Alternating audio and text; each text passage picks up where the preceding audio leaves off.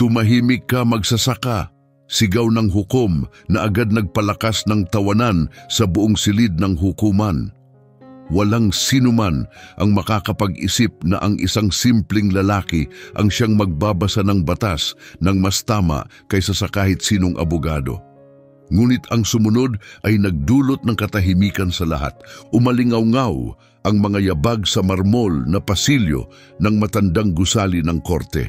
Sa labas, puno ng mga taong bayan ang plaza. Karamihan sa kanila ay hindi pa kailanman nakapasok sa ganitong lugar. Pero may kakaiba sa araw na iyon. Isa sa kanila ang haharap kay Hukom Hector Morales, isang lalaking kilala sa kanyang kayabangan at paghamak sa mga hindi nakasuot ng Amerikana o walang legal na titulo. Sa loob, nagsisiksika ng mga tao sa mga lumang upuang kahoy. May mga tindero, estudyante ng batas, mga babaeng may pamaypay at maging mga batang abogado. Lahat sila ay nandoon para masaksihan ang inaakala nilang kahihiyan ng isang dukhang lalaki. Ang sabi-sabi sa labas, isang hamak na magsasaka ang naglakas loob na lumaban sa isang mayamang may-ari ng lupa. Lahat ay dumating para makakita ng palabas. Kaayusan sa hukuman, sigaw ng tagapagbalangkas habang papasok ang hukom. Kumampay ang kanyang itim na balabal at agad na tumayo ang lahat. May seryosong mukha si Hector habang umupo sa mataas niyang upuan. Tinitigan niya ang lalaking nasa harapan. Magaspang ang mga kamay, sira-sira ang kasuotan at may tindig na walang bahid ng takot. Siya, si Luca Rivas. Hawak niya ang isang sombrerong dayami at ang kanyang mga mata ay matatag at diretsyo. May putik pa ang kanyang bota, tila dumiretso siya mula sa bukid. Kumalat ang mahihinang tawanan sa silid sa kanyang itsura. Ito ba ang nagre-reklamo? Tanong ng hukom, kunway nagulat habang binabasa ang papeles. Opo, kagalang-galang, tugon ng clerk. Isang magsasaka, bulong ni Hector ng malakas para marinig ng lahat. At anong kailangan ng isang tulad niya sa batas? Akala ba niya para sa mga amoy bukid ang batas? Muli, nagtawanan ng lahat. Bulong ng isang grupo ng estudyante, hindi ito tatagal. Patatahimikin siya agad. Tumingala si Luca at huminga ng malalim. Nanatili siyang tahimik. Tinitigan niya ang hukom para bang maingat na pinipili ang mga salitang sasabihin. Magsalita ka na, magsasaka, utos ni Hector, may ngiting mapanghamak. Pero hindi ako papayag sa kalokohan. Tumigil ang mga bulungan, lahat ay naghintay ng kanyang pagkakamali. Nandito ako para sa aking mga kababayan, panimula ni Luca, kalmado at malinaw ang tinig. Kinuha ng isang may-ari ng lupa ang aming lupain, binaliwala ang hangganang itinakda pa noong mahigit 100 taon na ang nakalipas. Umiling ang hukom at tumawa ng pilit. Ikaw, pag-uusapan ng mga hangganan, ang batas, umupo ka na at manahimik. Sigaw niya sabay hampas ng martilyo. Nagtawanan muli ang mga tao. Yumuko ang isang babae mula sa nayon ni Luca, nahihiyang tumingin. Ngunit hindi na tinag si Luca. Dahan-dahan niyang inilabas ang isang luma at gusot na kwaderno mula sa loob ng kanyang Amerikana na para bang alam niya ang bigat ng kanyang sasabihin.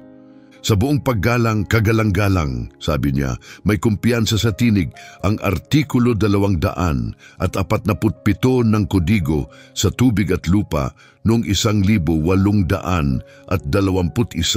ay nagsasaad na ang lupang minana batay sa dokumentong legal ay dapat maprotektahan kahit pa nabago ang mga bakod pagkatapos. May kopya po ako ng record na iyon dito. Biglang tumahimik ang buong silid, maririnig pa ang pagkalaglag ng bolpen. Si Hukom Hector na umaasang malilito si Luca ay napakurap sa gulat. Anong sabi mo? Tanong niya, hindi makapaniwala. May karagdagan pa po, tuloy ni Luca matatag ang boses. Sa kaso ng Montiel laban kay Ramirez noong 1875, pumanig ang korte sa mga magsasakang nasa parehong sitwasyon. Nagulat ang mga tao, ang mga estudyanteng kaninay natawa, ngayoy nagkatinginan na may kaba. Paano nakapagsalita ng ganito kaeksakto ang isang tulad niya? Sinubukan ng hukom na bumawi sa pamamagitan ng paghampas muli ng martilyo. Tama na, sigaw niya, pero wala nang dating ang boses niya. Hindi umatras si Luca. Naglalagablab ang kanyang mga mata, may galit, may layunin. Alam niyang bawat salitang sinasabi niya ay mahalaga at simula noon magbabago ang tingin ng lahat sa kanya. Napakakapal ng tensyon sa silid, walang gumalaw. Ang inakala nilang komedya ay naging isang makapangyarihang sandali, isang pagkakataon para sa isang magsasaka na gamitin ang batas laban sa kawalang katarungan. At nang malapit ng bigkasin ni Luca ang panghuling argumento na dudurog sa posisyon ng hukom, yumuko ang buong silid.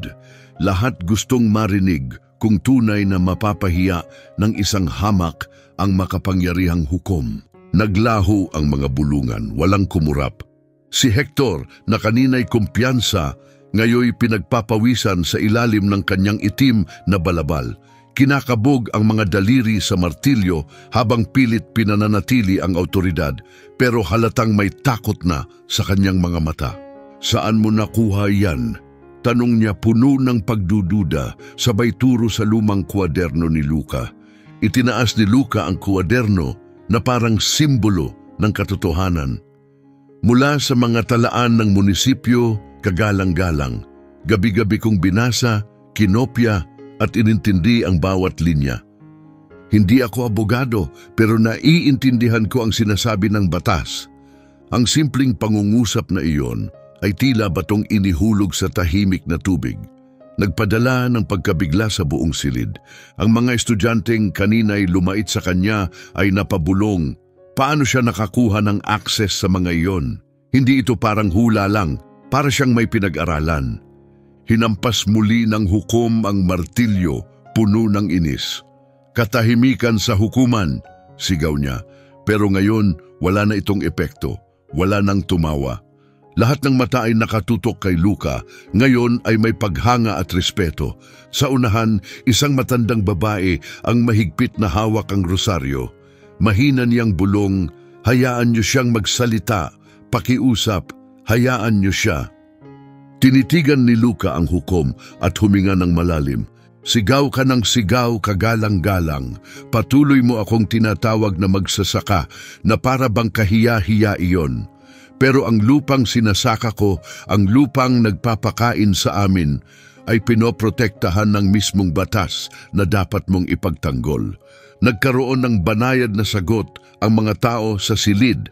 Pahapyaw na pag-ayon mula sa mga magsasaka at mamamayan. Nanginig ang mukha ng hukom, parang tinamaan ng mga salita. Sinubukang bumawi ni Hector, napangisi siya at muling bumalik sa kanyang mapanuyang tono. Sige nga, Rivas, kung sa tingin mo'y eksperto ka sa batas, ipakita mo ang galing mo, aniya. Punong-puno ng panunuya. Pero ipapaalala ko lang, ang batas ay hindi dasal na inuusal. Kailangang eksakto. Isang insulto na may halong hamon, inaasahan ng hukom na matitisod si Luca na magkakamali sa mga termino na maguguluhan. Pero hindi siya nagatubili, sinimulan niyang banggitin ang mga batas, taon, mga precedent case at maging mga pangalan ng hukom mula sa mga lumang kaso. Bawat pangungusap ay tila suntok sa kayabangan ni Hector. May estudyanteng bumulong sa likod, gulat na gulat, iyan ang parehong president na pinag-aralan natin noong nakaraang semestre. Napalingon sa kanya ang mga kaklase, hindi makapaniwala. Lalong tumindi ang tensyon. Mas malakas na hinampas ng hukom ang martilyo, desperadong patahimikin ang silid. Tama na, walang galang na magsasaka, sigaw niya. Ako ang may kapangyarihan sa korteng ito. Umalingaw-ngaw ang kanyang tinig, ngunit sa pagkakataong ito, wala ni isa mang sumang-ayon. Tumawa siya ng mapait upang pawiin ang tensyon, ngunit wala nang tumawa pabalik. Nagpalitan na ng papel ang dalawa. Si Luca, na dating tila dayuhan sa lugar na iyon, ay ngayon mas nararapat kaysa sa hukom. Naipit sa kahihiyan, nagpakawala si Hector ng mahirap na tanong. Sige nga, sabihin mo sa akin, ano ang nilalaman ng Artikulo 152 tungkol sa naantalang pagmamay-ari? Tingnan natin kung gaano ka talaga katalino. Napatigil ang buong hukuman. Isa itong patibong. Pumikit si Lucas sandali, huminga ng malalim at sumagot ng walang takot. Sinasabi ng Artikulo 152 na kapag naantala ang pagmamay-ari ng higit 20 taon, nawawalan ito ng bisa, maliban na lang kung may malinaw na pagkilala mula sa orihinal na komunidad. Sa aming kaso, itaas niya ang isang kupas na pahina mula sa kanyang kwaderno. Ang may-ari ng lupa ay lumagda ng pahayag noong 1900 na kami ang tunay na naninirahan sa lupang iyon. Napahugot ng hininga ang mga tao sa silid, tila apoy na mabilis kumalat. Maging ang ilang abogado ay napayuko sa interes. Bubuka sana ang bibig ng hukom pero walang lumabas. Napipi ang kanyang galit. Lumapit si Luca. Nanatiling magalang ang kanyang tinig, ngunit ramdam ang tibay ng loob. Hindi ako pumunta rito para ipahiya kayo, kagalang-galang. Narito ako para ipaalala sa lahat na ang hustisya ay hindi lang naninirahan sa loob ng korte. Lumalakad din ito sa bukid, nakayapak kasama ang mga kalyo at pawis. Isang tao ang dahan-dahang pumalakpak. Sumunod pa ang isa. Hanggang ang buong silid ay napuno ng banayad na palakpakan at mga bulong ng pagsang-ayon. Muling hinampas ng hukom ang martilyo desperado. Kaayusan! Kaayusan sa hukuman! Ngunit huli na ang lahat, nawalan na siya ng kontrol at ang kapangyarihang dati hawak niya ngayoy tila malutong na salamin na maaaring mabasag. Ano na ang dapat gawin ng hukom? Napalibutan siya ng mga tao, kaharap ang isang magsasakang tila mas nakakaintindi ng batas kaysa sa kanya. Bahagyang yumuko si Hector sa kanyang upuan. Mahigpit ang pagkakakagat sa panga, tila handang ipaalis si Lucas sa silid. Ngunit bago siya makakilos, bumukas ang mabibigat na pintuan. Ang matinis na langit-ngit ay umalingaw-ngaw, agaw atensyon ng lahat. Tumigil ang palakpakan, lahat ay napalingon. Sa ilalim ng mataas na arko, naroon ang isang lalaking nakasuot ng perpektong plantsadong abong Amerikana. Ang pulang kurbata ay tumambad na parang sugat sa gitna ng mapusyaw na silid. Nakilala siya agad ng ilan, si Ricardo Mendoza, ang personal na abogado ng may-ari ng lupa. Kilala sa katalinuhan at koneksyon, si Mendoza ay may reputasyong kayang baliktarin ang kahit anong kaso, lalo na kung may perang sangkot. Aba, sabi niya, malamig at maayos ang boses habang lumalakad patungong unahan. Napadpad ba ako sa misa? O isa lang itong kwento ng baryo na nagkukunwaring argumentong legal? Nagkaroon ng mga bulong-bulungan sa silid. Napabuntong hininga si Hukom Hector, nagbago ang tono at muling naging mayabang. Mendoza, tamang-tama ang dating mo, ani Hector. May ngiting tagumpay. Iniisip ng palalong magsasakang ito na mas alam niya ang batas kaysa sa atin. Tiningnan ni Ricardo si Luca, may pangungutya sa tingin, habang hawak pa rin ni Luca ang kanyang kuwaderno. Para kay Mendoza, nakakatawa ang makita ang isang magsasaka na humaharap sa mga eksperto sa batas. Humarap siya sa mga tao. Sino ba sa inyo ang naniniwalang ang isang taong nagbubungkal ng lupa ay maiintindihan ang batas, isang bagay na ginugugulan namin ng maraming taon ng pag-aaral? Muling bumalik ang mga tawang may bahid ng panlalait pero hindi natin nagsiluka. Tiningnan niya ng diretso si Mendoza at buong tibay na sinabi, "Hindi ko kailangan ng maraming taon ng pag-aaral. Ang kailangan ko lang ay ang katotohanang nasa mga pahinang ito." Inaayos ni Mendoza ang kanyang salamin habang iniabot ang kamay. "Sige nga, ipakita mo, tingnan natin kung ano ang ipinaglalaban mo." Tahimik si Luca sa ilang sandali. Alam niyang napalilibutan siya ng makapangyarihang tao, pero alam rin niyang ang pinakamatibay niyang sandata ay ang katotohanan sa kanyang luma at kupas na mga papel. Lumapit siya at inilapag ang isang pahina sa gitnang mesa. Walang pakialam na kinuha ito ni Mendoza, handang baliwalain, pero nang mabasa niya, bahagyang nagbago ang ekspresyon niya. Ito ang dokumentong nilagdaan ng may-ari ng lupa, kinikilala ang orihinal na hangganan. Naramdaman ng mga tao na may nagbago. Ito, nauutal si Mendoza pero agad niyang binalik ang tono. Ito'y walang saysay, lumalang to, malamang peke. Agad nakisakay si Hector. Eksakto, yan ang sinasabi ko. Wala namang kakayahan ng isang magsasaka para humawak ng ganitong dokumento. Ngunit hindi umatras si Luca. Lumapit siya muli, kalmado ang tindig. Ang dokumentong yan ay totoo. Ako mismo ang nagsiyasat sa mga archives. May opisyal na tatak mula sa munisipyo. Gamit pa rin ang parehong selyo hanggang ngayon. Biglang tumahimik ang lahat, tila kutsilyong humiwa sa hangin. Hindi mapakali si Mendoza. Isang batang estudyante ang tumayo, hindi na napigilan ang sarili. Tama siya, totoo ang selyong yan. Pinag-aralan namin yan sa legal history nitong nakaraang buwan. Masamang tumingin ang hukom sa estudyante. Umupo ka. Ngunit huli na, nabiyak na ang pader. Lalong lumalalim ang kredibilidad ni Luca habang si Hector at Mendoza ay unti-unting nadudurog sa paningin ng lahat. Sinubukan ni Mendoza na bumawi sa ibang paraan. Sige, magsasaka. Kunwari totoo ang dokumentong yan. Sabihin mo sa amin, ano ang alam mo sa Artikulo 310, Section B, ang batas tungkol sa kawalang bisa at bisa ng dokumento. Isa itong patibong, isang legal na detalye na maaaring ikabagsak ni Luca. Hinawakan ng lahat ang hininga.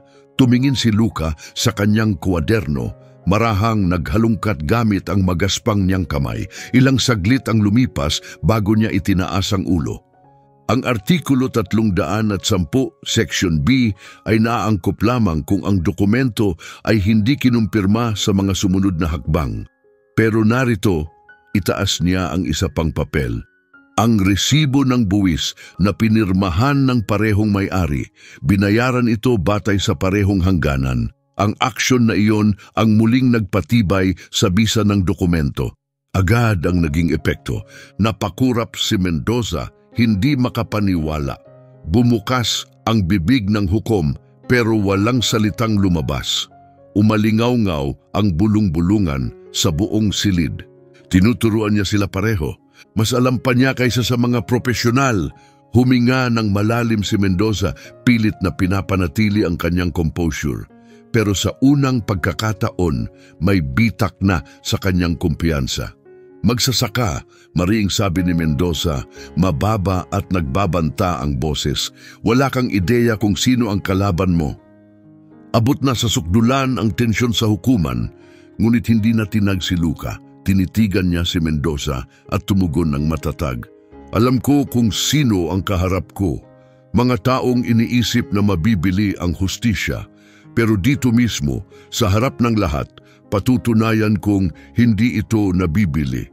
Biglang sumabog ang palakpakan mula sa likod ng silid. Paulit-ulit na hinampas ni Hector ang martilyo, sumisigaw ng katahimikan, pero nagbabago na ang ihip ng hangin. At ang pinakamatinding sandali ay hindi pa dumarating.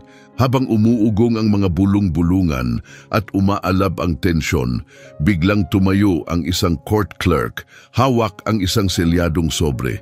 Maputla ang kanyang mukha at nanginginig ang mga kamay.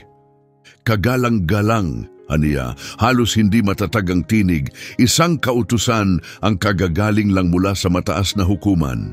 Biglang tumahimik ang buong silid, lahat ng matay nakasunod habang lumalapit siya sa upuan ng hukom, para bang may dalang panganib. Naninigas ang pagkakaupo ni Hector, pilit nagpapanatili ng autoridad, kahit pa nanginginig ang ugat sa kanyang sentido. Si Mendoza naman ay naningkit ang mga mata, sinusubukang hulaan kung ano ang paparating. Inabot ang sobre. Agad itong pinunit ni Hector at binuksan ang sulat. Tahimik niyang binasa ito habang unti-unting tumigas ang kanyang mukha sa bawat salita. Napigil ang hininga ng buong silid. Sa wakas, nagsalita na ang hukom. Ang hukuman ay naabisuhan na ang alitan sa lupa ng San Isidro ay kasalukuyang nire-review ng isang mahistrado ng mataas na hukuman dahil sa mga seryosong irregularidad sa naunang mga proseso. Parang kulog ang bulong-bulungan na lumaganap sa buong silid. Irregularidad, parang kidlat ang salitang iyon.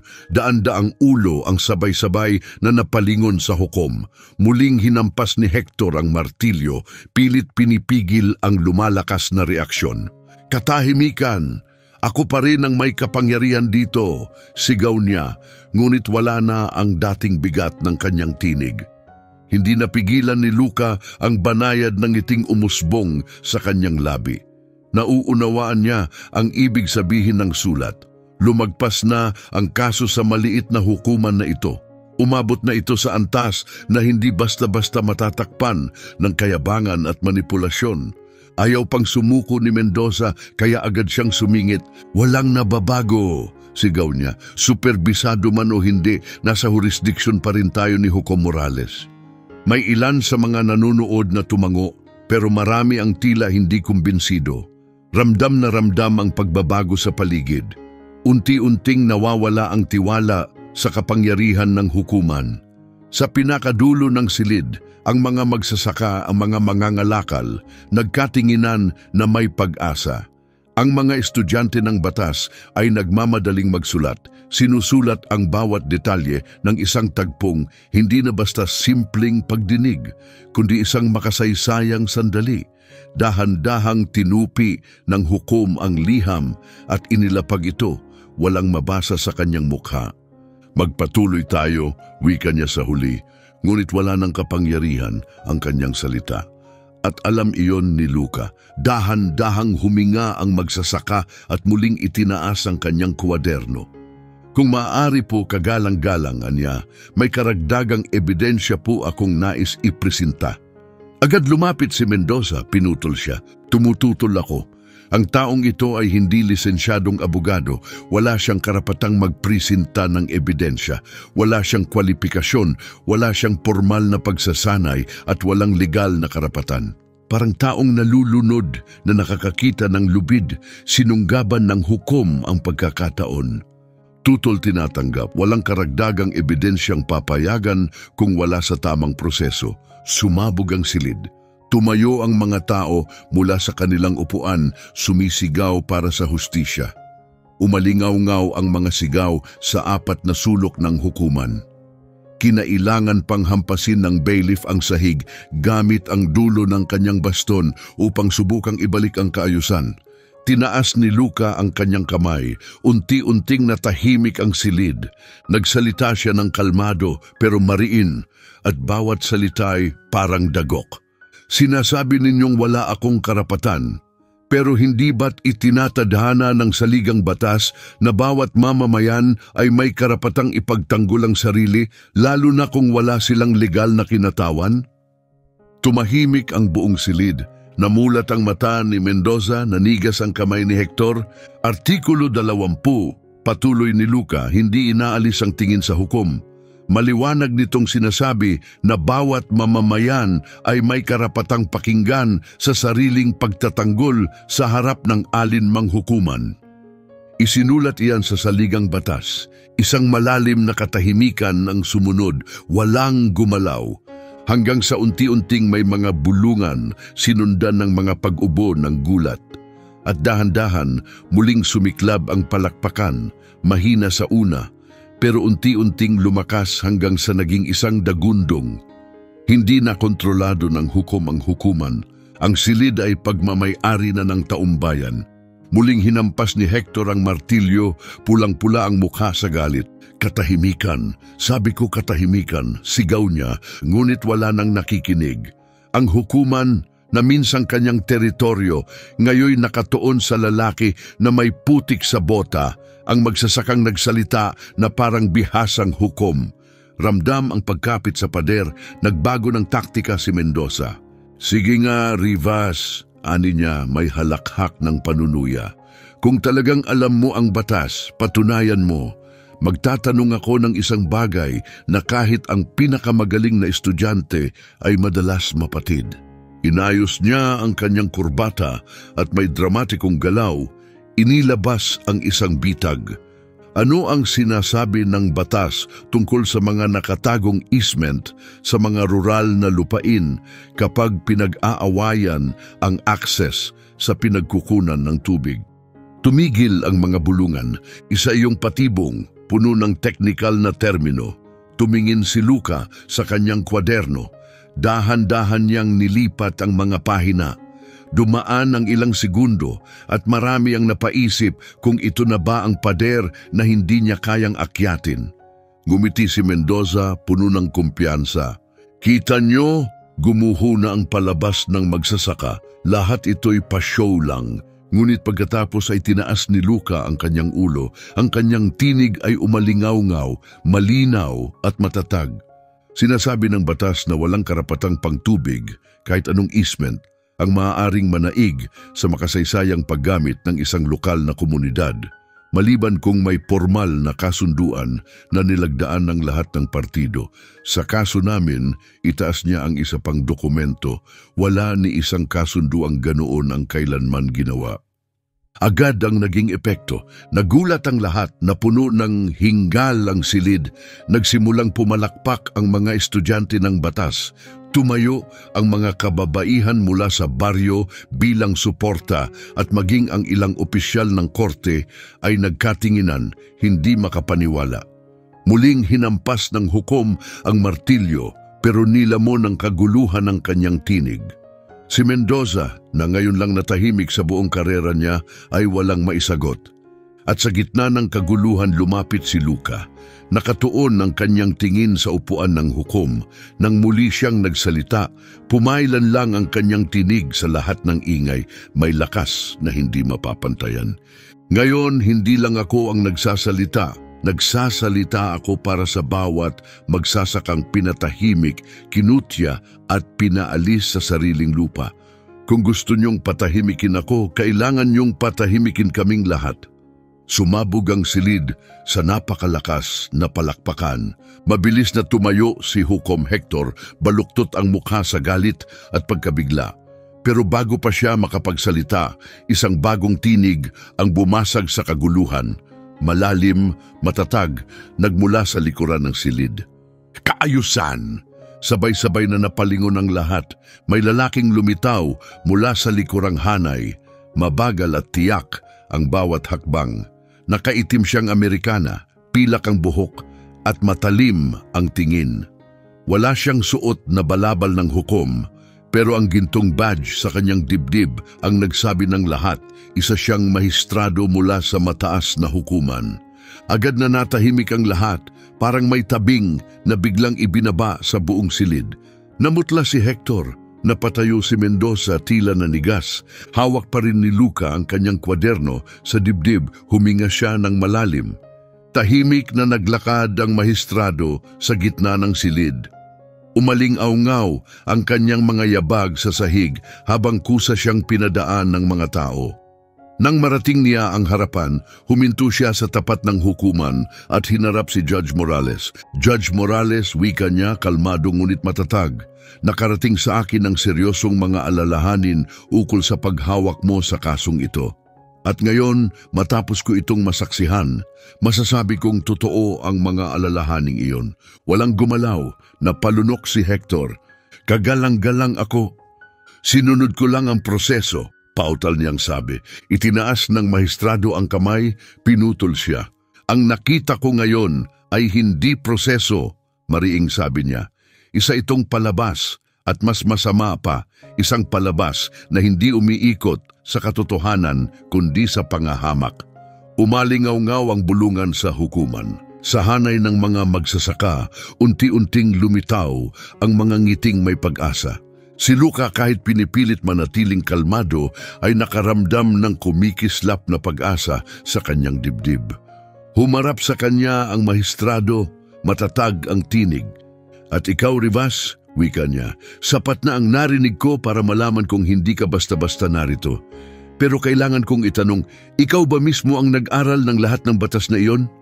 Tumango si Luca, mabagal ngunit may dangal. Opo, kagalang-galang. Wala akong abogado, wala akong pera. Meron lang akong mga gabi, isang lamparang digas at mga librong pinahiram ng retiradong guro. Umalo ng tahimik na paghanga sa buong silid dahil sa kanyang sinabi. Sandaling tinitigan siya ng mahistrado, sinusukat ang bigat ng katotohanan iyon. Pagkatapos, bahagya siyang tumango. Magpatuloy ka. Gusto kong marinig ang natitira mong argumento. Agad tumayo si Hector, sumisigaw, tumututol ako. Isa itong pag-atake sa aking autoridad, matalim ang tingin na ibinigay sa kanya ng mahistrado. Mag-ingat ka sa salitang iyan, Morales. Ang autoridad ay hindi tungkol sa ego, ito'y tungkol sa tungkulin. At ngayon, ang sayo ay labis na questionable. Muling umalingaw-ngaw ang mga bulungan sa madla. Si Hector, galit at nanginginig, ay napaupo na lamang. Halatang talunan. Sinubukang isalba ni Mendoza ang sitwasyon. Sa buong paggalang, kagalang-galang, ang taong ito ay hindi lisensyadong abogado. Hindi natin dapat hayaang maging biro ang prosesong legal. Hindi na tinag ang mahistrado. Ayon sa saligang batas, bawat mamamayan ay may karapatang ipagtanggol ang sarili sa loob ng hukuman. Ipinapahiwatig mo ba na dapat siyang ipagkait ng karapatang iyon? Lalo na ngayon sa harap ng napakaraming saksi.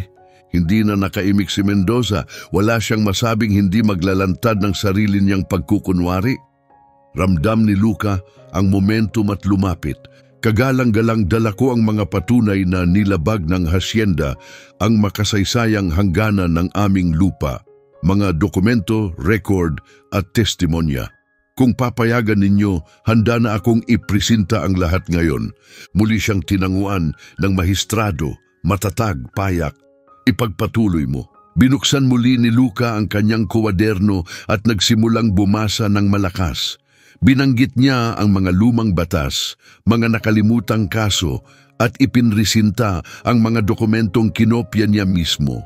Lahat ay may kahangahangang katumpakan, tahimik ang silid, buong atensyon nakatuon sa kanya. Bawat salita ay tila hampas laban sa matagal ng pader ng kawalang katarungan. Mabilis ang pagsulat ng mga estudyante. May isa pang bumulong sa katabi. Dapat ilagay ito sa mga aklat-aralin. Hindi mapakali si Mendoza, sinusuri ang bawat detalye, naghahanap ng pagkakamali. Pero parang kuta ang argumento ni Luca, mga petsa, opisyal na selyo, makasaysayang pangalan, lahat kumpleto at hindi matitinag. Pagkatapos magsalita ni Luca, muling sumabog ang palakpakan sa hukuman. Muling hinampas ni Hector ang kanyang martilyo, pero lubusang nalunod sa ingay ang kanyang sigaw para sa kaayusan. Itinaas ng mahistrado ang kamay at unti-unting humupa ang ingay. Sapat na ang aking narinig para masabing hindi maaring madaliin ang kasong ito, pahayag niya. Iniuutos ko ang pansamantalang pagsuspinde ng anumang pasya hanggang masuri ang bawat ebidensya ng masusi. Sabay-sabay tumayo ang mga tao, may mga umiyak, may mga nagyakapan. Umalingasaw ang pag-asa sa silid, parang sariwang hangin na biglang pumasok. Isinara ni Luca ang kanyang kuwaderno, namumula ang mata sa emosyon. Ngunit habang nagsisimula ng lumaganap ang galak, yumuko si Mendoza sa hukom at may ibinulong sa kanyang tenga. Dahan-dahang tumango si Hector at unti-unting lumitaw sa kanyang mga labi ang isang tusong ngiti. Panalo ang magsasaka sa unang laban, ngunit may nananatiling panganib sa hangin, isang tahimik na pangakong paghihiganti mula sa dalawang lalaking hindi pa handang bitiwan ang kanilang kapangyarihan. Habang nagsisimulang lumabas ang mga tao sa silid ng hukuman, isang matatag na kamay ang lumapat sa balikat ni Luca mula sa likod. Mabilis siyang lumingon. Magaspang ang kamay, may mantsa ng tinta. Sa likod nito ay isang payat na lalaki. Nasa kalagitnaan ng edad, may suot na bilog na salamin at seryosong ekspresyon sa mukha. "Huwag kang mabahala," mahinang sabi ng lalaki. "Ako si Leonardo Suarez, isang mamamahayag, at ang nangyari rito ngayon ay nararapat marinig ng buong bayan." Tiningnan siya ni Luca nang may pag-aalinlangan. Isang mamamahayag mula saan inilabas ni Leonardo ang isang luma ngunit balidong press badge. Sumusulat ako para sa National Daily. Mula pa kanina ay sinusulat ko na ang bawat nangyari. Paniwalaan mo ako, mahinang dagdag ng mamamahayag. Kailangang malaman ng mga tao ang katotohanan ng araw na ito. Nagatubili si Luca. Bahagi ng kanyang kalooban ay gustong pumayag, ipaalam ang katotohanan, ipakita sa kanyang mga kababayan na hindi sila nag-iisa. Ngunit may bahagi ring nagpipigil. Alam niyang hindi basta-basta babagsak ang kapangyarihan ng hasyenda at habang mas tumatanyag siya, mas lumalaki ang panganib. Ayokong maging palabas, mahinang sabi ni Luca. Isa ka na, sagot ni Leonardo, banayad ang tinig. Ang tanong na lang ngayon ay, sino ang magkukwento? Sila o ako? Sabat ni Luca, kalmado ngunit matatag ang boses. Umalingaw-ngaw ang mahinang bulong sa buong hukuman, parang hangin bago dumating ang bagyo. Muling tumayo si Judge Hector mula sa kanyang upuan. Pula pa rin ang mukha niya sa galit, pero sapat na ang kanyang paghunos upang mapanatili ang tindig. Nakatayo sa tabi niya si Mendoza, may ngiting tila kutsilyong nakatago sa tela. Hindi pa tapos ang paglilitis na ito, mariing sabi ni Hector, malakas at malinaw ang tinig. Maaring may tagamasid mula sa mataas na hukuman, pero ako pa rin ang may jurisdiksyon dito. At malinaw ko itong sinasabi sa iyo, Rivas, kung mapatunayan na may pekeng dokumento kang iprinisinta, tiyak na kulungan ang hahantungan mo. Agad nag-react ang mga tao, sumigaw ang ilan sa galit. Tinatakot niya ito, pananakot yan. Gusto niyang patahimikin ang katotohanan. Tinaas ng mahistrado ang kamay, hudyat ng katahimikan. Nanatili siyang tahimik, matamang nagmamasid, tulad ng isang maestro ng ahedres na inaantisipa ang susunod na galaw. Lumapit si Luca ng isang hakbang. Hinding-hindi ako matatakot, anya matatag ang tinig. Ang lahat ng ipinisinta ko ay batay sa katotohanan. At kung ipapakulong ninyo ako, mangyayari iyon sa ilalim ng mga batas na ipinagtatanggol ko ngayon. Muling sumabog ang palakpakan, umuga ang buong silid. Hinampas ni Hector ang martilyo ng ubod lakas, halos mabasag ito. Ramdam ni Mendoza na unti-unti nang nawawala ang kontrol ng hukom, kaya agad siyang nagbago ng taktika. Sige, magsasaka, anin niya, malalim at may kumpiyansang tono. Kung talagang matibay ang kaalaman mo, subukin natin ito. Nanliit ang mga mata ni Luca. Anong klaseng pagsubok? Lumakad si Mendoza patungong gitna ng silid at itinataas ang boses para marinig ng lahat. Ipinagmamalaki mong alam mo ang batas gaya ng isang abogado. Patunayan mo. Sagutin mo ang isang hypothetical case dito mismo, ngayon din, na para bang ikaw ang magbibigay ng hatol. Umugong ang bulungan sa silid. Isa na itong pampublikong hamon. Hindi na ito simpleng paglilitis, kundi isang dramang panghukuman na nangyayari ng live. May mapanuyang ngiti sa labi ni Hector. Magpatuloy ka, Mendoza, aniya. Bigyan natin ng leksyon sa batas ang ating mga tagapakinig. Sumipol si Mendoza at nagsimulang magsalita, malinaw at maayos ang tinig. Sabihin nating may isang magsasaka na nagmana ng lupa mula sa kanyang lolo, pero hindi niya ito opisyal na nairehistro. Pagkatapos, may ibang tao na bumili ng parehong lupa na may legal na titulo. Sino ngayon ang may karapatang mag-angkin ng lupa? Napayuko ang mga estudyante ng batas, seryoso ang mga mata, komplikado ang tanong, sumusubok sa pagitan ng formalidad ng batas at makasaysayang paggamit. Pumikit si Luca sa loob ng ilang segundo, malalim ang paghinga. Bumagsak ang katahimikan sa hukuman. Lahat ay naghihintay. Marami ang umaasang dito na siya mabibigo. Pagdilat niya, diretsyong tumingin si Luca. Ang may hawak ng titulo, ang may karapatan. Kung ang magsasaka ay hindi kailanman gumawa ng formal na pag-aangkin, pero kung may ebidensya ng tuloy-tuloy na paggamit at mapananaligang mga saksi, ang makasaysayang pagmamay-ari ay may mas mataas na bigat kaysa sa isang huwad na benta. Yan ang pasya sa kasong Morales laban kay Castillo noong 1932. Umalingaw-ngaw ang paghingal sa silid. May ilang abogadong nagkatinginan at tahimik na tumango. Nanigas ang panga ni Mendoza. Kahanga-hanga, sabi niya, may panggigigil, pero pahirapan pa natin. Paano kung ang bumibili ng lupa ay kumilos ng may mabuting loob, walang kaalaman sa naunang pag-aangkin? Tahimik na tinaas ni Luca ang kanyang kwaderno. Sa ganung kaso, nararapat siyang bayaran, may kompensasyon, pero ang isang komunidad ay hindi kailanman dapat mawalan ng karapatan sa kanilang pamana ng walang kabayaran. Hindi mabubura ang kasaysayan kapalit ng isang piraso ng papel. Lalong lumakas ang bulungan ng pagsang-ayon. Ang Agos ay tuluyan ng bumaliktad. At ngayon, maging ang ilang opisyal ng korte ay nakikinig na may bagong respeto. Lahat ay nakatutok, pigil ang hininga, nakamasid sa bawat sandali ng dramang patuloy na umuusad. Si Mendoza, na dati kumpiyansang-kumpiyansa, ay unti-unti nang nawawalan ng bala. May bitak na sa kanyang katahimikan. Si Judge Hector hindi na makapaghintay, sumandig pa abante at sumigaw. Tama na ang mga palabas na yan, singhal niya. Hindi ito entablado para sa mga magsasakang nagkukunwaring iskolar ng batas. Ako ang hukom dito at ako ang magpapasya. Agad na tumigas ang tensyon sa silid, kumunot ang noo ng mahistrado, nag-etyo ang mga protesta mula sa likurang hanay. Lumapit si Luca, malakas at matatag ang tinig. Hindi kayo pwedeng magbigay ng hatol habang sinusuri pa ng mataas na hukuman ang kaso. Mabilis na tumingin si Hector sa kanya, galit na galit. Ngayon, tinuturuan mo pa ako magsasaka. Sigaw niya may pangahamak.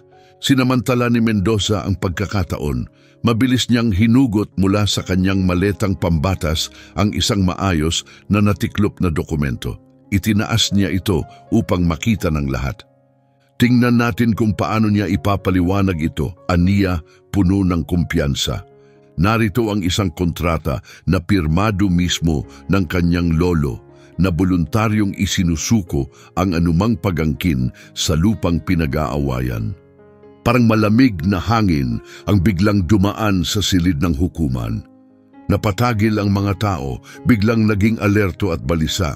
Naramdaman ni Luca ang malamig na kilabot na gumapang sa kanyang katawan, nang hina ang kanyang mga tuhod. Posible ba ito?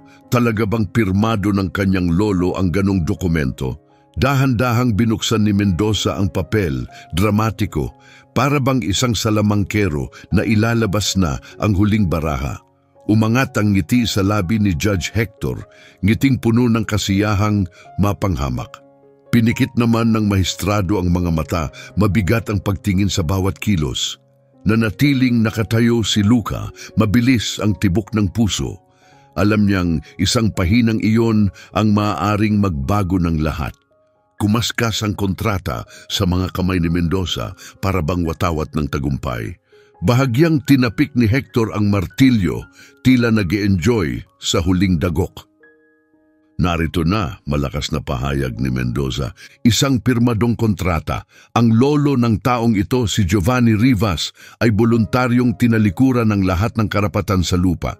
Binubura ng dokumentong ito ang anumang pag-aangkin ng komunidad. Agad ang naging reaksyon. Umugong ang bulong-bulungan, parang papalapit na bagyo. May mga magsasakang napayuko, nawalan ng pag-asa. Ang iba na may nagbubulungan, galit at naghihinalang isa na naman itong bitag. Puno ng tensyon ang mukha ni Luca habang lumapit. Ipatingin mo sa akin ang dokumento. Nagkunwaring magiliw si Mendoza at iniabot ito. Maingat na kinuha ni Luca ang papel, ang kanyang mga magaspang na daliri, kalyo, sa pagtatrabaho ay marahang dumampi sa mga lukot at mantsa. Lumalim ang katahimikan sa silid, maging ang langit-ngit ng mga upuan ay tila mas naririnig ngayon. Binasa ni Luca ang dokumento dahan-dahan, bawat linya ay sinuri. At nang marating niya ang pirma, pangalan ng kanyang lolo, kumirot ang dibdib niya. Nandun nga, Giovanni Rivas. Lumapit si Hector, parang hayop na naamoy ang kahinaan. O magsasaka, Tanong niya puno ng pang-uyam. Aminin mo, isinuko ng sarili mong lolo ang lupang yan. Tumingin si Luca. Payapa ang kanyang mukha ngunit matalim, matatag ang mga mata, tila tumatagos. Kawangis nga ng pirma ng lolo ko, sabi niya maingat. Pero hindi valid ang kontratang ito. Napuno ng hingal at gulat ang silid, agad ang mga bulong. Paano niya nasabing ganon? Hindi ba't malinaw naman ang pirma? Lumapit si Mendoza, may bihasang anyong paawa. Kawawang lalaki, hindi matanggap ang katotohanan, kaya gumagawa ng palusot. Pero hindi natinag si Luca, itinaas niya ang dokumento at itinuro ang ibabang sulok. Tingnan niyo ng mabuti, ang petsa, 1,978. 60 taong gulang na noon ang lolo ko. Pero hindi siya natutong bumasa o sumulat. Parang kulog ang naging epekto. Sumambulat ang reaksyon, may sumigaw, may nagbulungan ng mabilis. Ang mga estudyante ng batas ay nagdebate ng pabulong ngunit tensyonado. Tumayo ang maestrado, iniunat ang kamay. Ipatingin mo sa akin! Iniabot ni Luca ang dokumento, tahimik at mabusising sinuri ito ng maestrado, sanay na sanay ang kilos sa paghuli ng panlilinlang. Ang bawat segundo ay tila minuto. Pagkatapos ng ilang saglit, tumingin siya pataas. May ilang irregularidad ang dokumentong ito. Ang selyo ng notaryo, patuloy ng maestrado, malinaw ang tinig, ay mula sa format na nagsimulang gamitin lamang noong dekada 90. Muling sumabog ang silid, puno ng sigaw at bulalas ng gulat ang paligid. Mula sa isang bibig patungo sa susunod, kumalat ang salitang peke, parang apoy sa dayami. Hinampas ni Hector ang martilyo ng paulit-ulit, desperado. Katahimikan! Inuutos kong manahimik kayong lahat, sigaw niya, pero wala nang sumusunod sa kanya. Si Mendoza, di gaya ng hukom, ay nanatiling hindi gumagalaw. Bahagyang nanigas ang kanyang panga, pero ang mukha niya ay nanatiling kalmado, para bang inaasahan na niya ito. Maaring mali ang selyo, aniya ng kalmado. Pero ang pirma ay totoo. O kayo, ginoong maestrado, handa ba kayong tanggihan ang malinaw na ebidensya sa harap ninyo? Tinitigan siya ng maestrado, isang tinging para bang tumatagos sa balat. Ang pagiging tunay, mariin niyang sinabi, ay hindi nasusukat sa itsura lang. Isa sa ilalim ito sa forensic analysis. At kung mapatunayan na ito'y peke, mabigat ang kapalit. Nabigat ang hangin sa loob ng silid, tila may nagbabadya. Napalunok si Hector. Alam niyang malaki ang nakataya dahil kung mapatunayang peke ang dokumento at tinanggap niya ito bilang ebidensya, maaari siyang masangkot. Ramdam ang pagbabago, muling nagsalita si Luca, malakas ang tinig. Buong buhay ko, narinig kong binabanggit ng lolo ko ang lupaing iyon. Kailanman hindi niya ito isinuko. Sabi niya, mas gugustuhin pa niyang mamatay kaysa isuko ang lupang minana namin. At ngayon, may lakas silang sirain ang kanyang alaala gamit ang pekeng papel. Sumiklab ang palakpakan at mga sigaw ng suporta, umuga ang silid, puno ng galit at damdamin.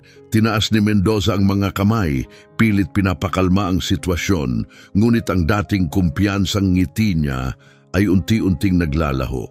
Si Judge Hector, na gengingit-ngit, ay hinampas ang martilyo ng sobrang lakas na halos mabasag ito. Tama na, hindi ko papayagang gawing entablado ng drama ang korte. Ang dokumento ay isa sa ilalim sa kustudiya ng hukuman hanggang sa opisyal itong masuri. Tumango ang maestrado bilang pagsang-ayon, ngunit nanatiling nakatutok ang kanyang tingin kay Hector, matalim, malamig, para bang pinagmamasdan ng isang hayop na naipit sa sulok. Habang unti-unting humuhupa ang ingay, biglang pumasok ang isang gwardiya. Hingal na hingal at nanlalaki ang mga mata. Kagalang-galang, sigaw niya habang humihingal. Sa labas, may nagkakagulong mga tao. Mga magsasaka mula sa mga karatig na baryo. Sinasabi nilang ang paglilitis na ito ay para rin sa kanila. Parang kulog ang dating ng mga salita. Nagkatinginan ng lahat, gulat na gulat.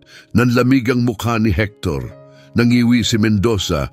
Mahigpit ang pagkakakuyom ng kamao. Naramdaman ni Luca ang ginaw na gumapang sa kanyang gulugod. Lalong lumakas ang pagkatok sa mga pinto, mga dosena, baka daan-daang kamao na sunod-sunod na tumatama sa kahoy. Mula sa labas, tumaas ang mga tinig, sigaw, hiyaw, mga panawagan, at bigla sa matinis na tunog ng basag, isa sa mga bintana ng korte ang nabasag sa puwersa ng mga taong nagsisiksikan mula sa labas. Bumagsak ang mga bubog sa sahig na may matinis na lagabog. Mula sa siwang bumuhos ang mga tinig, hustisya, ipaglaban ang hustisya, umuga ang buong silid sa lakas ng sigawan. Mabilis na tumayo ang maestrado at tinaas ang kamay. Ang mga itinalagang kinatawan lamang ang maaaring pumasok, utos niya sa mga guwardiya. Wala nang iba. Nag-alinlangan ang mga tagapagbantay, hindi sigurado kung susundin ng maestrado o hihintayin ang utos ni Hector. Hindi, sigaw ni Hukom Hector. Walang sino mang papasok sa silid na ito nang wala ang pahintulot ko. Ngunit huli na. Bumulwak ang bukana ng pintuan, hindi na nito kayang pigilan ng puwersang bumabangga rito. Daan-daang magsasaka ang sumugod papasok sa korte. Mga lalaki't babae, bata't matanda, mula sa mga baryo malapit at malayo. Maalikabok ang kanilang mga damit, kayumanggi ang mga mukha sa araw, magaspang at batikan ang kanilang mga kamay mula sa habambuhay na trabaho. May ilan na may dalang mga placard na gawa sa kahoy at tela, sulat gamit ang uling, "Ang lupa ay aming buhay." Wakasan ang pang-aabuso. Walang hustisya, walang kapayapaan. Lumakas ang bulungan, naging alon ng ingay. Tumayo ang mga estudyante ng batas sa mga upuan upang makakita. May ilan na nakangiti sa paghanga. Ang iba na may seryoso, ramdam na nagiging malabo na ang hangganan ng paglilitis at pag-aalsa. Malakas na pinatong ng maestrado ang palad sa mesa. Ito ay hukuman, hindi liwasan. Kailangang ibalik ang kaayusan, ngunit hindi natahimik ang karamihan. Isang matandang babae ang lumapit, may mga linya sa kanyang muka, dulot ng araw at hirap. May puting bandana sa kanyang buhok at bahagyang nanginginig ang kanyang mga kamay habang itinaas niya ang tinig. "Ang lalaking yan ay kumakatawan sa aming lahat," sigaw niya. Itinuturo si Luca. "Hayaan niyong magsalita siya." Muling sigaw ng babae, mas malakas ngayon. Ang kanyang tinig ang naging mitsa ng bagong alon ng palakpakan. 12 ng mga tao ang sumabay, umaalingaw-ngaw sa bawat dingding ng silid ang lakas ng tugon. Napatigil si Luca, parang natangay ng bugso ng sandali. Mabilis ang kanyang paghinga. Sa unang pagkakataon, sumagi sa isip niya ang pagdududa. Kaya ba talaga niyang akuin ang pag-asa ng ganito karaming tao? Habang patuloy ang suporta mula sa bawat palakpak, yumuko si Mendoza sa hukom. Mabilis at tensyonado ang kanyang bulong. "Nakakawala na ito sa kamay natin. Kung papayagan pa natin siyang magsalita, tapos na tayo. Kailangan natin ng isang matinding hakbang. Isang bagay na dudurog sa kanyang kredibilidad." Dahan-dahang tumango ang hukom, may kumikislap na malupit na kasiyahan sa kanyang mga mata. Sa gitna ng silid, itinaas ni Luca ang kamay. Nakakagulat, agad na tumahimik ang silid. Nakinig ang lahat. "Hindi ako leader," sabi ni Luca, mahinahon ang boses, "at hindi rin ako bayani. Isa lang akong taong natutong bumasa ng batas upang hindi na kami yurakan pa. Pero kung pipigilan ako ng hukuman, hindi lang ako ang tatahimik. Tatahimik din silang lahat na narito ngayon." Sumambulat muli ang palakpakan at sigaw ng pagsang-ayon. Umuuga ang mga pader. Nag-aalangan ang maestrado, nahahati sa pagitan ng pagpapanatili ng kaayusan at pagiging saksi sa isang bagay na mas malaki kaysa sa batas mismo. Muling tumayo si Judge Hector at malakas na hinampas ang martilyo. "Katahimikan," sigaw niya. "Kung ang hukuman na ito'y naging sirkus, kasalanan yan ng bastos na magsasakang yan." Dahan-dahang humina ang ingay, ngunit hindi nang walang pagtutol. Huminga ng malalim si Hector at tumingin kay Luca, matalas ang mga mata. Kung nais mong magkunwaring abogado, aniya sa tunong nananakot, kung ganon, sagutin mo ako dito mismo, ngayon na. Napaigik ang buong silid. Muling lumitaw ang ngiti ni Mendoza, isang patibong ito. Kapag nagkamali si Luca ngayon sa harap ng lahat, maaaring mawala ang lahat. Mag-ingat ka, Judge Morales, babala ng maestrado. Narito tayo hindi para sa paligsahan ng ego. Ngunit hindi na nakikinig si Hector. Yumuko siya paabante, matalim ang tingin, mapanukso ang ngiti. Sige nga, Rivas, ano ang sinasabi ng batas tungkol sa paghahati ng mana kapag may isa sa mga tagapagmana na tumatangging kilalanin ng iba? Nanigas ang buong silid, nagbulungan ng mga estudyante, isa itong teknikal at komplikadong tanong kahit ang mga veteranong abogado ay nahihirapang sagutin ito minsan. Pumikit si Luca. Muling bumalik sa kanyang alaala ang mga gabing tahimik, nakayuko sa mga hiniram na aklat, tanging liwanag ay lamparang digas. Bawat linya, bawat tala, bawat artikulo ay nakaukit sa kanyang isipan parang banal na kasulatan. Pagdilat niya, tumingin siya ng diretsyo. Kung may isa sa mga tagapagmana na tumatangging kilalanin ng iba, panimula niya, mahinahon, kinakailangang magsagawa ng judicial partition ang hukom. Ito'y upang tiyaking patas ang hatian ng ari-arian ayon sa batas. Walang tagapagmana ang maaaring angkinin ang lahat maliban na lang kung sang-ayon ang lahat ng partido. Bumalot ang katahimikan sa buong silid. Nanigas si Mendoza, kumislot ang ngiti ni Hector, ngunit hindi pa siya tapos. Sige kung ganon, malamig na sabi ng hukom habang mahigpit na hawak ang martilyo. Paano kung isa sa mga tagapagmana ay namatay bago pa makapirma sa hatian? Hindi na tinag si Luca, tiningnan niya ang hukom at sumagot sa parehong katahimikan. Kung ganon na ipapasa ang karapatan nila sa kanilang mga inapo. At kung wala naman, ang mga natitirang tagapagmana ang tatanggap ng bahagi. Nagbulungan ng mga tao, humanga. Tumango ng tahimik ang ilang abogado sa loob ng silid. Hindi pa rin nagkamali si Luca, yumuko si Mendoza at muling bumulong sa hukom, puno ng pagkabahala. Hindi natin siya mababasag sa mga tanong. Kailangan natin ng ibang paraan. Nanikip ang panga ni Hector. Wala na siyang pasensya. Saktong dumating ang isang guwardya at lumapit sa upuan ng hukom, may dalang selyadong sobre. Kagalang-galang, sabi ng gwardya, may dumating na ulat mula sa civil registry. Minarkahang kagyat. Walang alinlangan itong inagaw ni Hector at agad binuksan. Mabilis niyang binasa ito at lumitaw sa kanyang labi ang isang ngiting puno ng lason. Tumingala siya, tinitigan si Luca. Mababa ang tinig, ngunit puno ng panlilinlang. Aba, Rivas, anya mabagal ang bawat salita. Parang may mababago sa kwento mo ngayon. Sige, magsasaka. Dagdag niya, pinapahaba ang bawat pantig sa tono ng isang aktor sa entablado. Nasa akin na ngayon ang ebidensyang nagpapatunay na wala ka namang karapatang magmana ng lupaing yan. Biglang tumahimik ang buong silid, parang walang ni isang humihinga.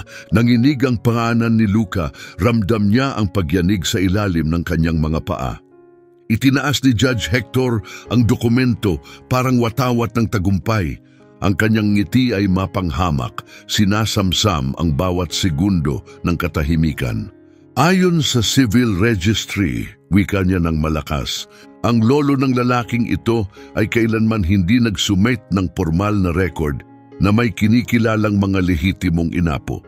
Sa madaling sabi, si Luca Rivas ay hindi kinikilalang tagapagmanang legal sa lupang pinag-uusapan. Mabilis na kumalat ang mga bulungan at pag-ungol ng gulat sa mga tao. Nagkatinginan ang ilang magsasaka, lito at balisa. May ilang estudyanteng nagkunot noo, sinusubukang unawain ang implikasyon. Ang iba'y dali-daling nagsusulat, gustong itala ang isang sandaling tila magiging bahagi ng kasaysayan. Hindi pinalampas ni Mendoza ang pagkakataon. Narinig niyo yon? sigaw niya sabik.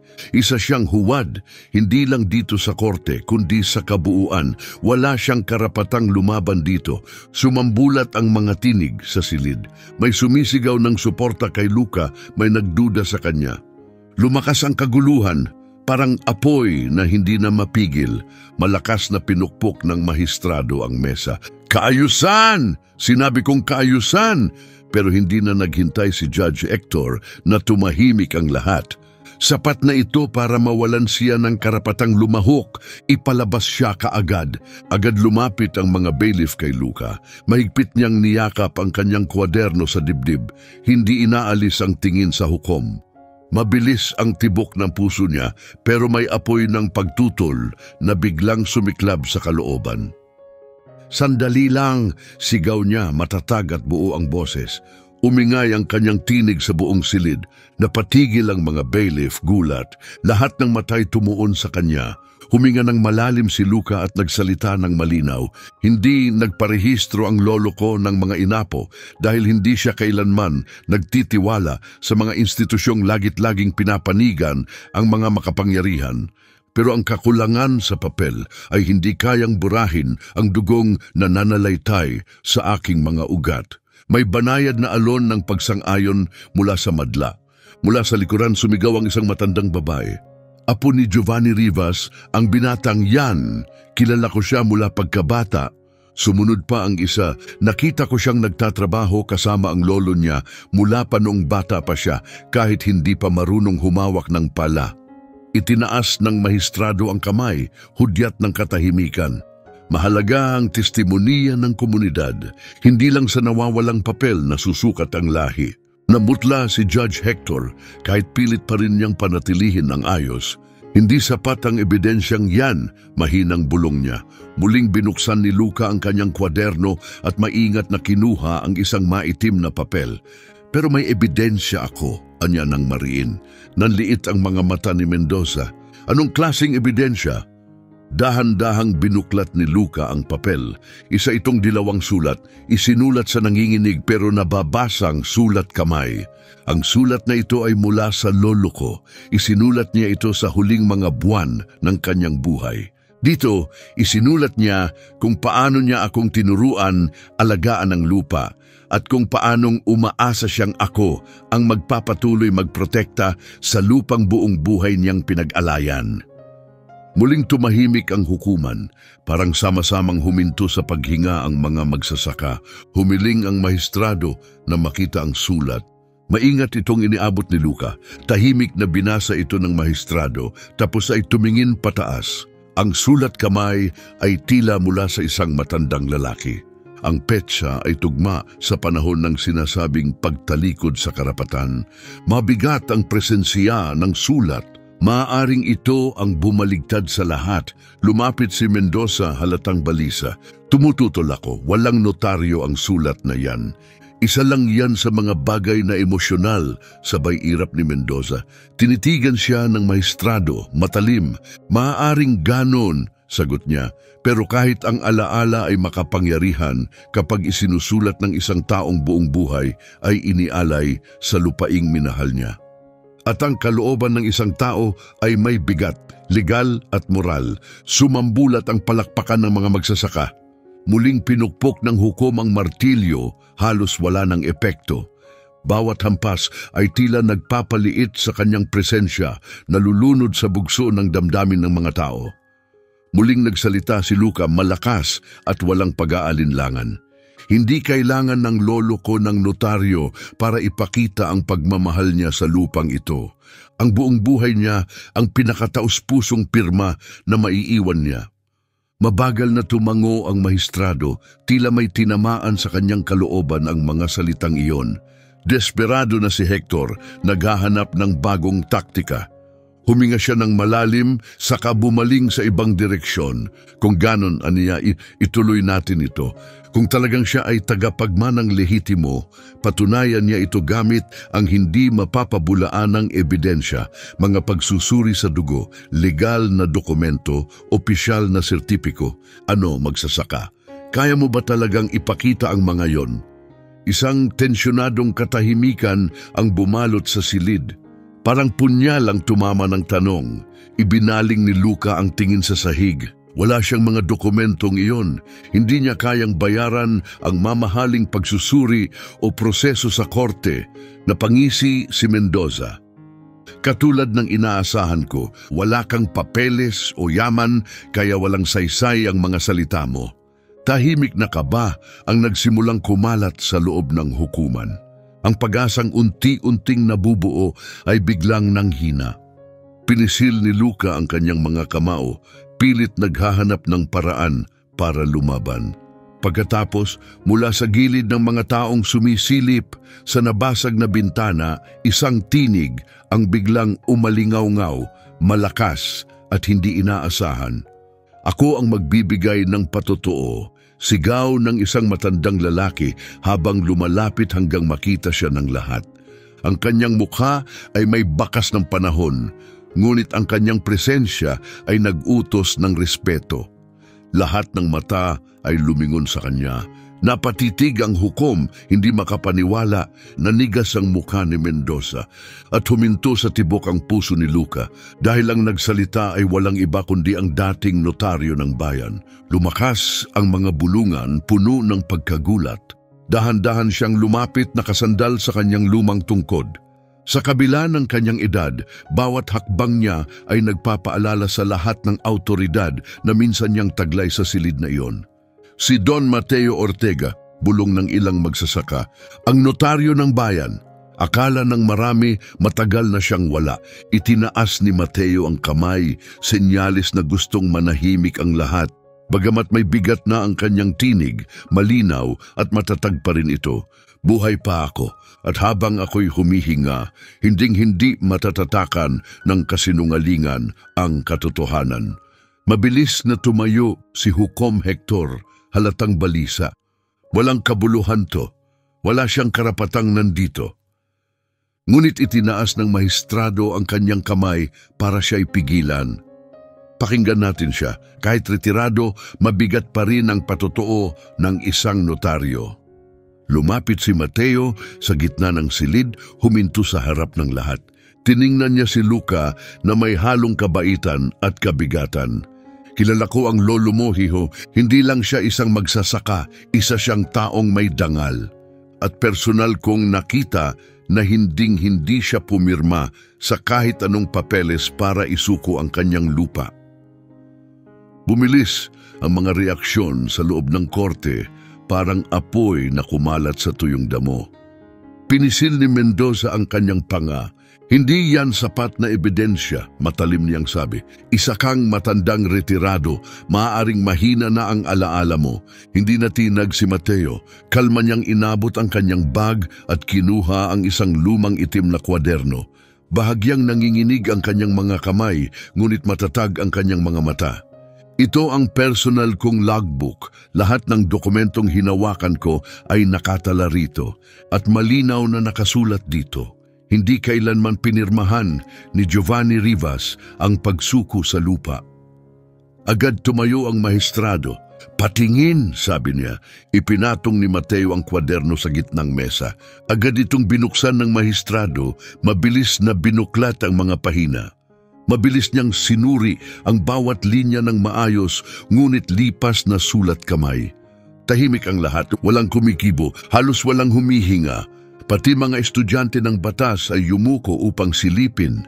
Sumisikip ang dibdib ni Luca sa bawat segundo, malakas ang tibok ng kanyang puso. Sa wakas tumingin ang mahistrado. May petsa at personal na selyo ng notaryo ang kwentong ito, aniya. At tumutugma ito sa ibang opisyal na tala na nasa ating pag-aari. Napuno ng hiyawan ang silid ng korte tulad ng alon na dumarating. Pumalakpak ang mga magsasaka, may ilan pang sumigaw. Sabi na nga ba, kasinungalingan ang lahat. Ipinukpok ni Hukom Hector ang kanyang martilyo sa gitna ng takot. Tahimik, hindi ko hahayaang magpatuloy ang palabas na ito. Ngunit nawala na ang kanyang autoridad. Kinain ng kasiyahan ang kanyang boses. Tahimik ngunit matatag si Mendoza. Sa likod ng malamig niyang mukha, mabilis ang takbo ng kanyang isip. Maaaring peke ang kwaderno, aniya, punong-puno ng pagdududa. Anong pruweba na hindi lang kahapon yan isinulat? Kumalat ang galit na parang apoy, sumiklab ang protesta mula sa karamihan. Itinaas ni Mateo ang kanyang tungkod, tinawag ang lahat sa katahimikan. Gusto niyo ng totoong ebidensya, matigas niyang sabi. Kung gayon, puntahan ninyo ang Municipal Archives. May kopya roon, hindi nagalaw, natatakpan ng alikabok. Suriin ninyo ang mga record na matagal nang nakalimutan ng hasyenda. Tumango agad ang mahistrado. Magpapalabas tayo ng utos para suriin ang mga archive. Nanginginig ang panga ni Mendoza. Alam niyang maaaring ito na ang katapusan ng kanyang kaso. Samantala, lumapit si Luca kay Don Mateo na may pusong puno ng pasasalamat. Maraming salamat po sa pagtayo, Ginoo, aniya, namamanhid ang boses sa emosyon. Ipinatong ni Mateo ang matatag na kamay sa kanyang balikat. Huwag mo akong pasalamatan, hiho. Pasalamatan mo ang lolo mo. Siniguro niyang walang kasinungalingan ang makadudungis sa kanyang pangalan. Galit na galit si Hukom Hector at sumigaw sa mga gwardya, alisin ang matandang yan dito, walang respeto. Ngunit sumabog sa galit ang mga tao. Tumayo ang marami at sumigaw ng pagtutol. Tumayo ang maestrado, bumagsak ang kanyang upuan sa likod. Walang kikilos, sigaw niya. Habang ako'y namumuno, walang aalisin dahil lang sa pagsasabi ng totoo. Muling napuno ng palakpakan ng korte. Napaupo si Hector, namumula ang mukha sa galit at pagkatalo. Pagkatapos, isang batang estudyante ng batas ang tumayo. Nakita ko ang mga record na yan sa library ng universidad, sigaw niya. May mga kopya sa Central Archives. Kung paghahambingin natin, mapapatunayan natin ang pagiging totoo ng kwaderno. Tumango ang mahistrado, matatag ang desisyon. Agad siyang nag-utos na bumuo ng komisyon para beripikahin ang mga talaan. Sinubukang tumutol ng hukom, ngunit nanghina ang kanyang boses. Hindi na siya ang may hawak ng kontrol. Huminga ng malalim si Luca. Sa wakas, nagsimulang lumitaw ang katotohanan. Ngunit sa kaloob-looban niya, may buhol ng pagdududa na hindi pa nawawala. May pakiramdam siyang hindi pa tapos ang hasyenda. Pinatunayan yon ni Mendoza. Lumapit siya, malamig at kalmado ang tinig. Kahit pa magtugma ang lahat ng record, kahit pa magpalakpakan ang mga tao, anya, huwag ninyong kalilimutan ito. Hindi sa papeles umaasa ang hasyenda. Umaasa ito sa kapangyarihan at hindi palaging sa korte na ipaglalaban ang kapangyarihan. Isang kilabot ang dumaan sa silid, parang bigla ang hangin. Nagkatinginan ang mga magsasaka, puno ng kaba. At saka na parang tinawag ng babala ni Mendoza, tumunog ang kampana mula sa plaza, malakas, madalian at nagbabanta. May biglang sumugod sa loob ng korte, sumisigaw, napalibutan na ng mga armadong tauhan ng hasyenda ang gusali. Parang kulog ang dating ng anunsyo. Ang mga bulungan ay naging sigawan ng takot at galit. Ang mga taong kanina lang ay nagsisiksikan sa loob ay dali-daling lumapit sa mga nabasag na bintana, sinusubukang makita ang nangyayari sa labas. At nandoon sila. Dos-dose ng mga lalaking nakasakay sa kabayo, may malalapad na sombrero at may ripleng nakasukbit sa balikat. Dumating na ang mga tagapangasiwa ng hasyenda. Bumalik ang kulay sa mukha ni Hukom Hector. Tumayo siya, puno ng bagong sigla, may bahid ng ngiti sa labi. Kita niyo? Sabi niya na may kasiyahan. Kailangang mapanatili ang kaayusan at sila ang titiyak niyan. Pumutok ang galit sa loob ng korte. May sumigaw na babae mula sa likod. Banta ito! Tinatakot nila tayo! Agad tumayo ang mahistrado, matalim ang ekspresyon.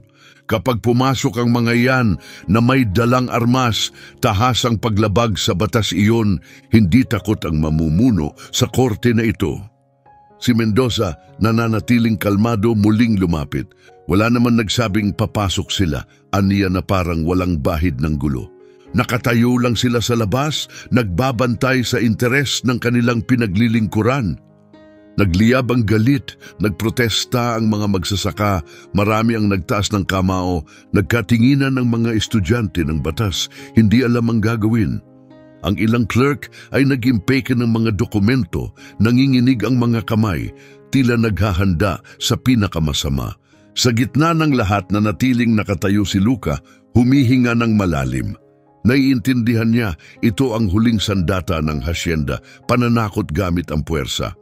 Lumapit siya at nagsalita ng malinaw at matatag. Kung iniisip nilang mabubura ng mga riple ang nangyari dito sa loob ngayong araw, nagkakamali sila. Sa labas, maaari silang may armas, pero dito sa loob dala natin ang katotohanan. Agad dumating ang suporta. Sumabog ang hiyawan ng mga tao, tumango ang mahistrado, seryoso at mabigat. Ang korte ay nasa ilalim ng aking pamumuno at habang narito ako, walang lalabas o papasok ng walang pahintulot ko. Sa labas, pinukpok ng mga tagapangasiwa ang lupa gamit ang dulo ng kanilang mga riple, nagpapadala ng pagyanig sa gusali na tila isang babala. Pinanood ni Hector ang kaguluhan na may kasiyahan. Yumuko siya at nagsalita ng may panguuyam. Tingnan natin kung gaano tatagal ang tapang mong yan magsasaka. Kapag ang bala na ang nagsimulang magsalita, lalong bumigat ang tensyon sa hangin. Nagsimulang umiyak ang mga bata, naglapitan ang mga lalaki, handang protektahan ang isa't isa kung kakailanganin. Si Don Mateo nakasandal sa kanyang tungkod, nagsalita kahit hirap. Huwag ninyong hayaang manaig ang takot, aniya. Nakita ko nang bumagsak ang mga mapang-api sa mas kaunting dahilan kaysa rito. Kailangan ng hustisya ang mga taong hindi uurong. Nagbigay lakas ang kanyang mga salita sa mga nakikinig. Lumapit si Luca sa mahistrado at bumulong. Nagtagpo ang kanilang mga mata, parehong mabigat ang laman. Tama ka, tugon ng mahistrado. Pero kung kikilos tayo ng padalos-dalos, baka gamitin ito laban sa atin. Narinig ni Mendoza ang pag-uusap at ngumiti, parang hayop na nakaamoy ng kahinaan. May simple akong mungkahi, anya. Itigil muna natin ang sesyon. Hayaan nating makalabas ang mga tao. Bukas, kapag tahimik na ang lahat, ipagpapatuloy natin ito. Agad umalingaw-ngaw ang mga galit na tinig. Gusto lang nilang paalisin tayo para manipulahin ang lahat ng palihim. Sigaw ng isa. Itinaas ni Luca ang kamay, humihingi ng katahimikan, puno ng di matitinag na determinasyon ng kanyang mga mata. Kapag lumabas tayo ngayon, hindi na tayo makakabalik. Alam nating lahat yan. Hindi kapayapaan ang hinihintay nila sa labas. Ang hinihintay nila ay ang pagkakataong patahimikin tayo magpakailanman. Mabagal, ngunit matatag na tumango ang mahistrado. Kung gayon, kailangan nating panindigan ito. Walang lalabas ng korteng ito. Malakas na ibinagsak ni Hector ang kanyang martilyo sa mesa. Tila pinapalakas pa ang tensyon. Gawin niyo ang gusto niyo, aniya ng may ngisi. Sa labas, tapos na ang desisyon. At dito sa loob, puro salita lang ang meron kayo. Tingnan natin kung saan kayo dadalhin ng mga salitang yan. Biglang may malakas na kalabog na umalingaw-ngaw sa korte. Isa sa mga pintuan sa gilid ay yumanig ng malakas, tila may sumusubok pasukin. May ilang magsasaka ang dali-daling humarang, ipinuwesto ang mga bangko para harangan ito. Si Leonardo, ang mamamahayag na tahimik na nagdodokumento ng lahat, ay nagsalita. Kailangang malaman ng mga tao ang nangyayari rito. Kung makakapagpadala tayo ng mensahe, mararating ng katotohanan ang buong mundo. Humarap sa kanya si Luca, puno ng pagkabahala ang tinig. Magagawa mo ba? Oo, sagot ni Leonardo. Pero kailangan kong lumabas, ilang metro lang, para marating ang telegrapo at maipadala ito. Agad lumapit ang mga tao kay Leonardo, nagsisigawan at nagtatalo. May ilan na nagsabing delikado. Ang iba naman sinabing iyon lang ang tanging pag-asa. Samantala, sa labas ng korte, nagsimulang magsindihan ng mga sulo ang mga tagapangasiwa ng hasyenda. Ang liwanag ng apoy ay sumayaw sa mga basag na bintana, naglalatag ng nakakakilabot na anino sa loob ng silid. Ibinagsak ng mahistrado ang palad sa mesa. Hindi ko hahayaang masunog ang gusaling ito, mariin niyang sabi. Ngumisi si Mendoza, malamig at mapanlinlang. Hindi nila kailangang magsimula ng apoy, Ginoo. Sapat na ang takot para gibain ang lahat mula sa loob. Napakapit si Luka, nakatikom ang kanyang mga kamao. Pagkatapos ay nagsalita siya, malakas at matatag, tinaga ang katahimikan gaya ng isang patalim. Hindi kami susuko, hindi magiging libingan ng katotohanan ang korteng ito. Nagpalakpakan ang mga tao, may halong kaba at damdamin, ngunit bigla, isang putok ng baril ang umalingaw-ngaw mula sa labas. Matalim, biglaan, umugong ang tunog sa loob ng korte, parang kampanang nagbababala. Kasunod nito ang kaluskos ng mga kabayo at nagmamadaling mga yabag. Bumaha ng takot sa loob ng silid. Yumakap ang mga ina sa kanilang mga anak. Nagpakatatag ang mga lalaki handa sa anumang mangyari. Nagkatinginan ng mga estudyante ng batas, maputla ang mga mukha. Pumutok sila! Sigaw ng isang tao malapit sa basag na bintana. Ngumiti si Hukom Hector, waring nasisiyahan. Sabi ko na, anya, malamig ang tono. Hindi palaging tinta ang nagsusulat ng hustisya. Minsan, balat apoy ang ginagamit. Nagingay ang buong korte. Tumayo ang mahistrado at muling ibinagsak ang palad sa mesa. Ito'y isang krimen, mariin niyang sinabi. Inuutusan ko ang mga gwardya, pigilan agad ang mga armadong lalaki. Ngunit nag-alinlangan ang mga gwardyang lokal. Ilan ay lumapit sa mga labasan. Ang iba naman ay nanatiling nakatayo, tila nanigas sa takot, hati ang kanilang katapatan. Lumapit si Luka, mahigpit ang panga, ngunit matatag ang boses. Hindi tayo pwedeng manood lang, kanya. Ito ang gusto nila, na umatras tayo.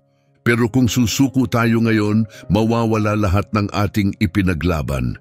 Muling napuno ng palakpakan ng korte, buo ang loob. Itinaas ni Don Mateo ang kanyang tungkod na parang watawat.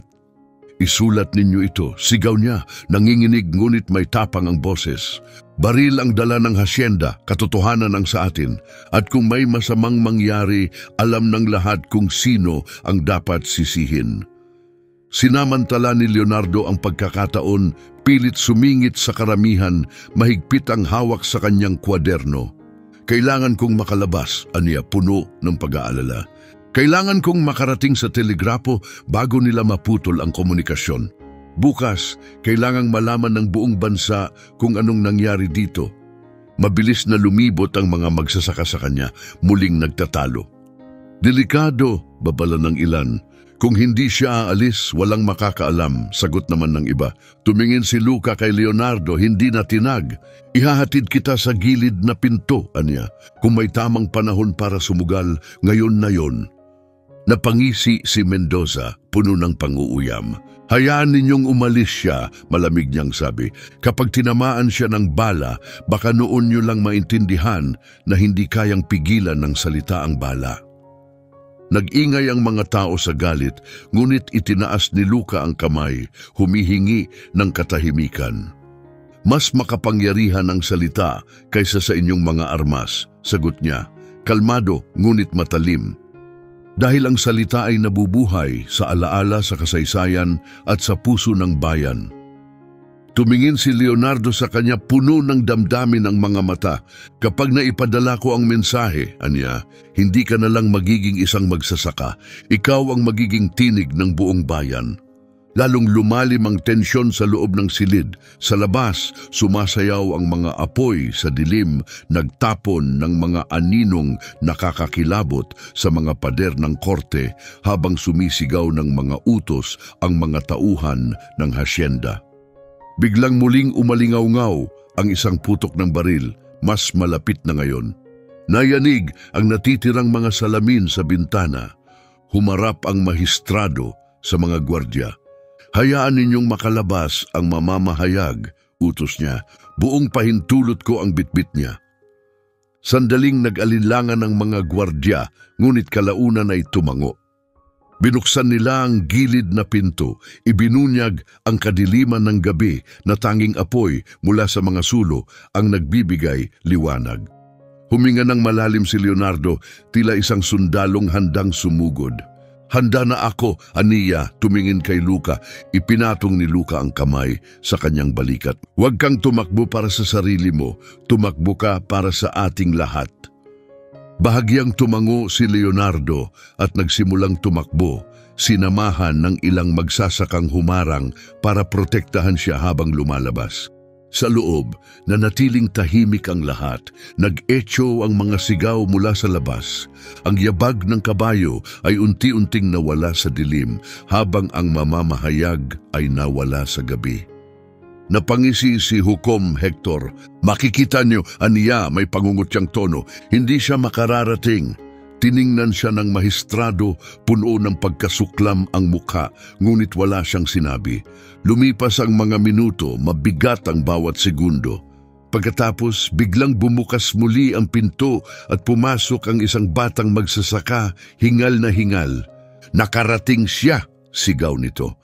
Naabot ng mamamahayag ang telegrapo, na ipadala na ang mensahe. Sumabog sa tuwa ang korte, umiiyak ang mga magsasaka sa galak. Ang ilang gwardiya ay bahagyang ngumiti, puno ng ginhawa. Naramdaman ni Luka ang muling pagbalik ng pag-asa sa kanyang dibdib. Ngunit panandalian lang ang pag-asang iyon, sapagkat biglang pumasok ang isa pang gwardiya sa pangunahing pinto. Maputla ang kanyang mukha, nanginginig ang mga kamay. Ginoo, bulong ng gwardiya sa mahistrado, halos hindi makapagsalita. May nakarating na balita sa mga tauhan ng hasyenda at ngayon ay inaarmas na nila ang kanilang sarili. Bumagsak ang katahimikan na parang makapal na kurtina, parang ang hangin mismo ay naging yelo. Mula sa labas, narinig ang nakakakilabot na tunog ng 12 ng ripling hinahanda, matalas, metaliko, sunod-sunod. Isang tunog na nagpapalubog ng puso. Pumikit si Luka sandali at huminga ng malalim. Pagkatapos ay binuksan niya ang kanyang kwaderno. Alam niyang ang susunod niyang sasabihin ay maaaring magtakda kung makakalabas pa sila o hindi na kailanman. Patuloy ang pag-click ng mga riple, umaalingaw-ngaw na parang kampana ng kamatayan. Sa loob, naglapitan ang mga tao, nagsiksikan sa isa't isa para humugot ng lakas. Ang mga aninong nalilikha ng apoy mula sa labas ay gumuguhit ng pangamba sa mga dingding ng silid. Tumayo si Hukom Hector, maliwanag ang mukha sa sadistang kasiyahan. Matatapos na ang palabas, aniya, malalim at matigas ang boses. Ang realidad ay nasa labas at sino mang papanig sa kanya ay magbabayad ng presyo. Sumigaw ng galit ang mga magsasaka, may ilan pang nagtangkang sumugod palabas. Ngunit itinaas ni Luka ang kamay. Huwag, aniya, matatag ang tinig. Kapag sinagot natin ang karahasan ng karahasan, panalo na sila. Ang tanging sandata natin ay ang batas at ang hustisyang kasama natin. Matiyagang pinagmasdan siya ng mahistrado, tila sinusukat ang bigat ng bawat salita. Ngunit kailangan din nating maging matalino, sagot niya.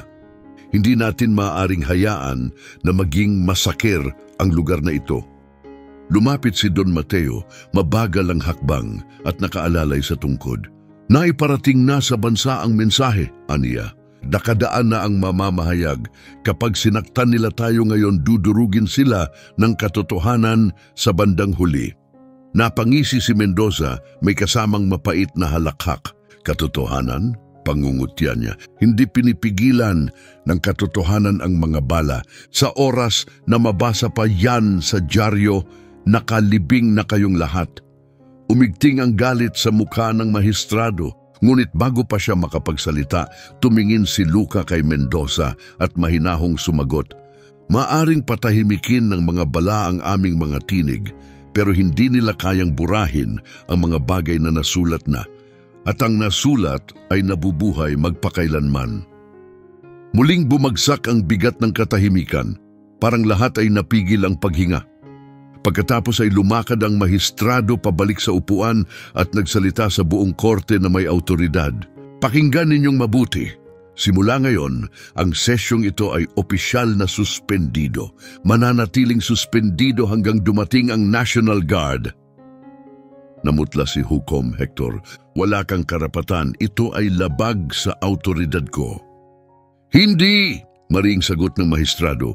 Ito lang ang paraan para matiyak na hindi mamamatay ang hustisya ngayong araw.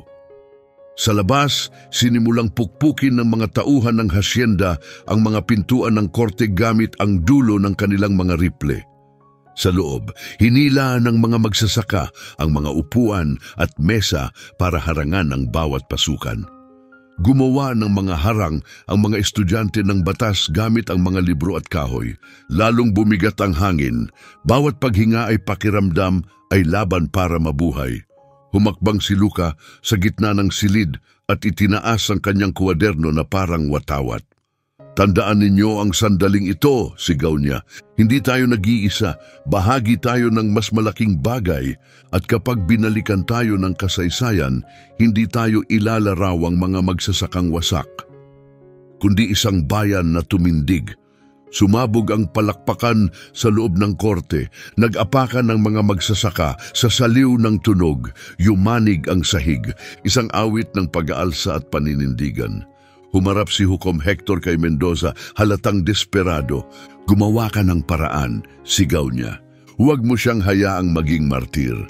Bahagyang napakunot ang noo ni Mendoza, ngunit lumapit siya na kalmado at kalkulado ang mukha. Sige, magsasaka, aniya. Hinugot niya ang isang nakatiklop na dokumento mula sa kanyang aktase at itinaas ito upang makita ng lahat. Ito ay isang kasunduang pambili, anunsyo niya. Nilagdaan 3 buwan pa lang ang nakakalipas.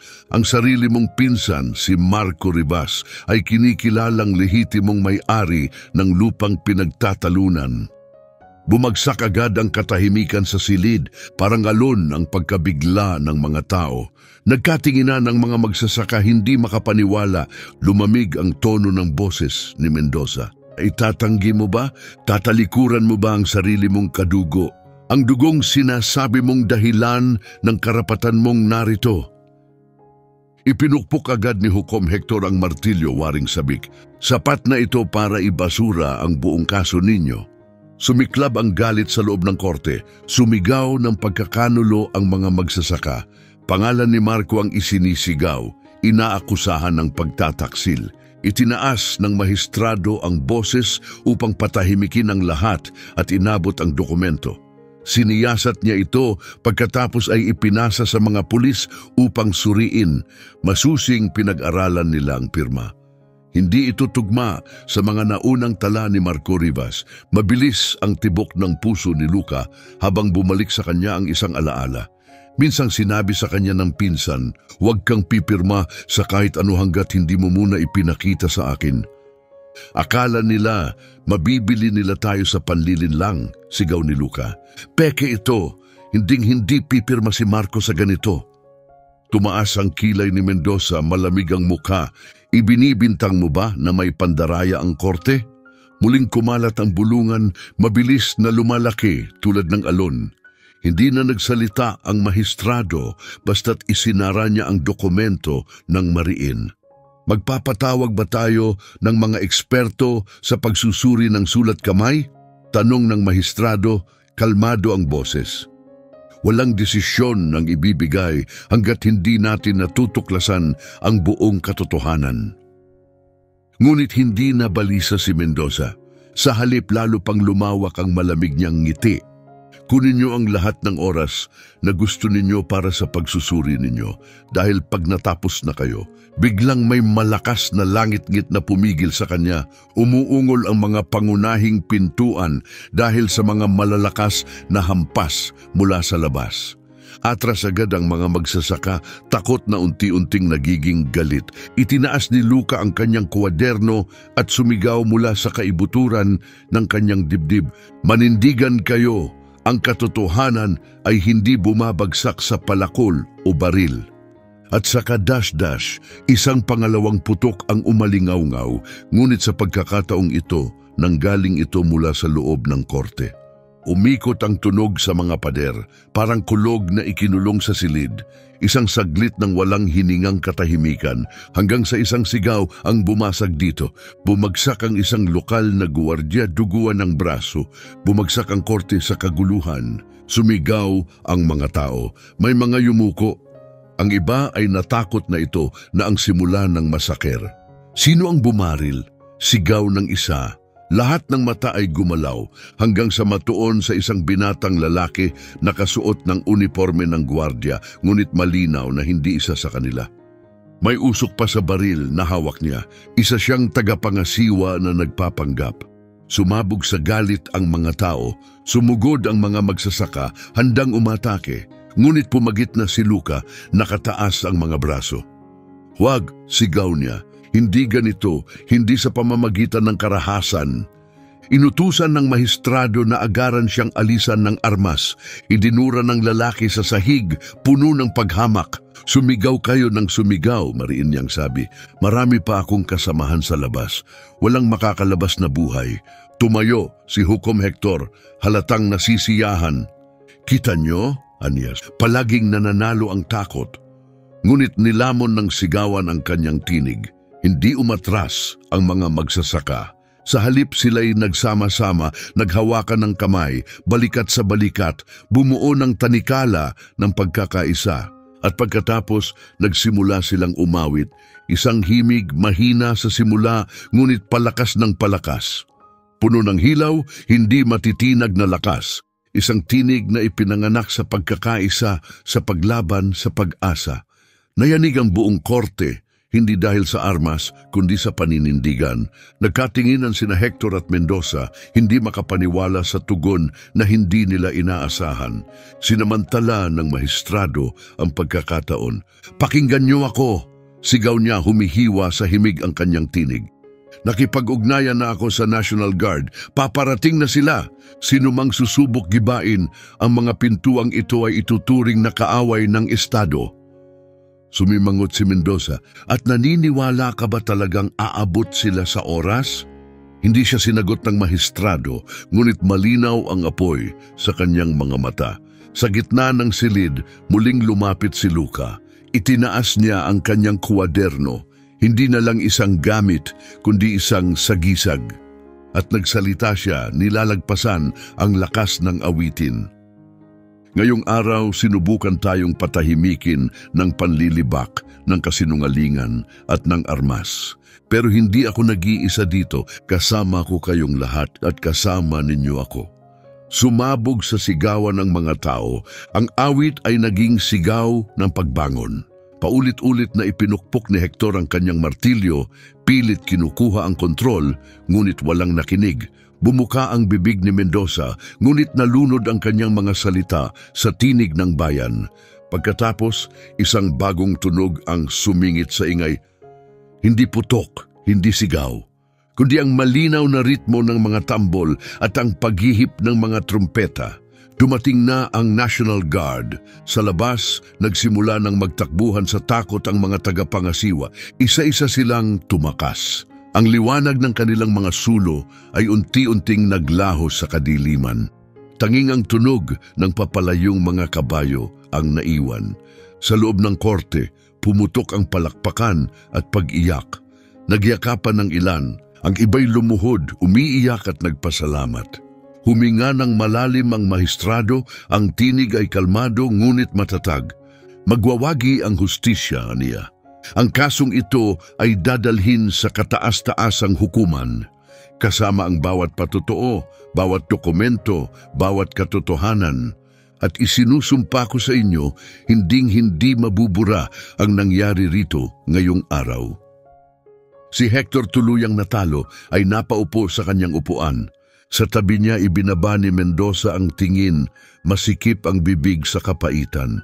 Ngunit si Luka ay nanatiling nakatindig. Itinaas niya ang kanyang kwaderno ng mataas sa kanyang ulunan, puno ng damdamin ang boses. "Hindi akin ang tagumpay na ito," anya nangingilid ang luha.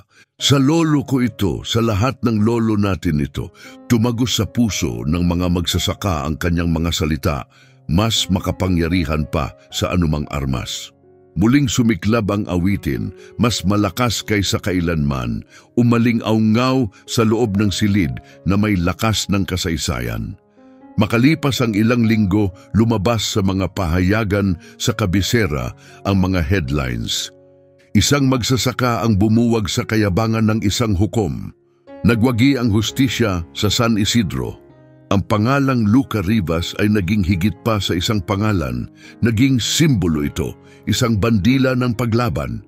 Hindi lang sa mga silid-aralan, kundi sa mga kamay na may putik sa bawat palad na dating walang lakas. Sina Mendoza at Hector ay agad dinala sa paglilitis para sa katiwalian at pamimeke. Ang dati nilang mga mukhang mapagmataas ay lumabas sa balita bilang mga mukha ng kahihiyan. Sa nayon, hindi kailanman nalimutan ng mga tao, lumaki ang mga bata na kabisado ang kwento. Kung paanong isang magsasaka, gamit lamang ang isang lumang kuwaderno at ang tapang ng dalawang kakampi, ay humarap sa kapangyarihan at hindi umatras. Si Luca ay hindi kailanman ninais maging isang bayani. Bumalik siya sa kanyang mga bukirin, sa lupa, sa takbo ng pagtatanim at pag-aani. Ngunit naunawaan niyang may nagbago habang buhay. Dahil ngayon, tuwing sinusubukan ng mga tauhan ng hasyenda na manakot, may sagot na ang mga tao. Sila'y tumatayo at buong tapang na sumisigaw, "May tinig din kami sa batas." Hindi na natili sa San Isidro ang mga salitang iyon. Kumalat ang mga ito sa bulong, sa awit, sa mga kwento. Naging bahagi ito ng alaala ng isang buong bayan. Isang paalalang buhay na kahit sa harap ng baril at kawalang katarungan, ang katotohanan ay pwedeng bumangon mula sa tapat at matatag na tinig ng isang magsasaka. Kung naantig ka sa kwentong ito, huwag kalimutang mag-subscribe at i-on ang notifications para hindi mo ma-miss ang mga susunod naming kwento. At kapag inakala mong nakita mo na ang lahat, hintayin mong marinig ang nangyari ng mahuli ng isang milyonaryo ang kanyang empleyada habang ipinagtatanggol ang anak niya. Ang ginawa niya pagkatapos ay ikinagulat ng lahat.